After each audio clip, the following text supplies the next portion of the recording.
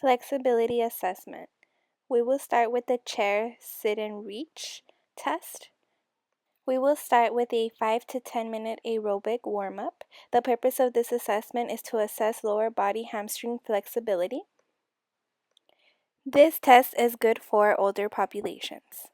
The chair should be 17 inches in height, placed against a wall. No need to remove shoes. Extend one leg with ankle dorsiflex. Keep untested leg flat on the floor and keep head in normal alignment. Exhale when reaching forward and hold for 2 seconds.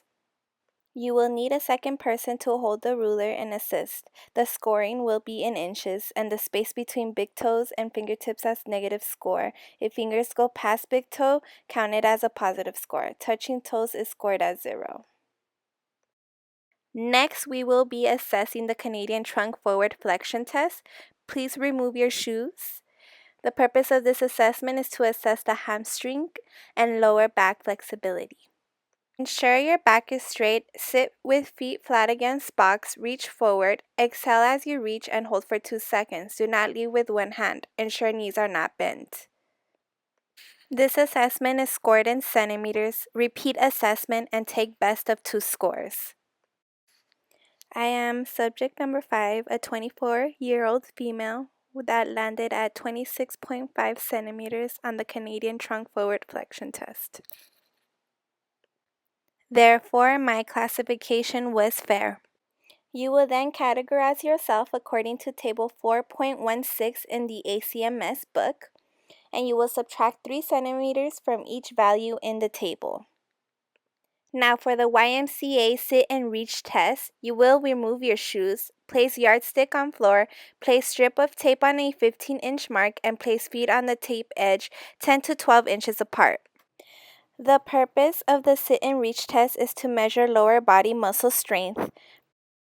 You will reach forward, exhale as you reach. Fingers must touch your stick. Hold for 2 seconds. Do not lead with one hand. Ensure knees are not bent.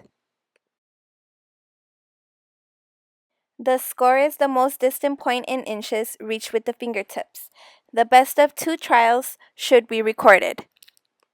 As a 5th subject, I was classified as below average, landing at 17 inches according to the YMCA Table 4.17 in the ACSM manual. Finally, we will end with the Thomas test. It is a good hip flexor measurement for flexibility. You must lie supine position and you must bring your leg to the chest. If the straight leg remains in contact with the mat, your hip flexors of the leg are flexible. You will then be scored as flexible or inflexible, and you will need a second person to assist. Switch to other leg when you're ready. I was classified as flexible. This test is a quick, simple assessment used to examine the length of the muscles involved in hip flexion.